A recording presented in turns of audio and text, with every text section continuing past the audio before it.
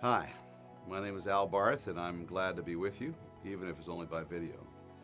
As you may be aware, I work with City to City in New York, helping to catalyze the planting of urban churches and trans-denominational networks in many of the leading urban areas of the world, and Gauteng is one of them. Now, if I may, I want to talk to you briefly about the importance of three things. One is cities themselves, the second is the planting of new churches in cities, and the third is the need for the development of trans-denominational networks in those cities, very much like transmission. So why are cities so important? Well, the argument is pretty simple. It's where the people are and increasingly will be. Second piece of it is we can reach the world through the cities. The third is that the cities, whether we like it or not, are the main centers of influence in the world, socially, economically, politically, spiritually, and in every other way. Why plant new churches? Well, new churches are one of the best ways to reach new residents, new immigrants, new generations, new people groups. In fact, new churches tend to do a great job of reaching the non-church period, sometimes even better than existing church.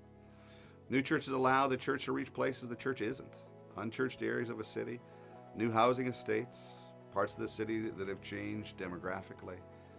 I mean, the way it goes is that to reach people, you just need to be near them, and that's where new churches come in. New churches are the only evangelistic ministries that actually become self-sustaining and expand the base of support for all other ministries in a city. And what's ironic is that new churches actually become one of the best ways to revitalize existing congregations. Someone has said church plants become the R&D department for the existing church.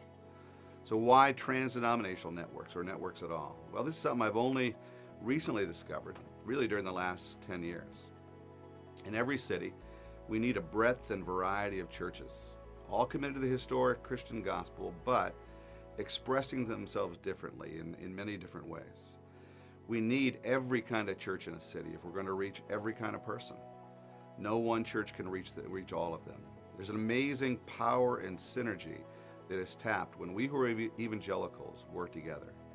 Rather than duplicating one another's efforts, we can actually multiply the resources we have and get a whole lot more done when we work together. We can take advantage of one another's strengths and minimize our weaknesses.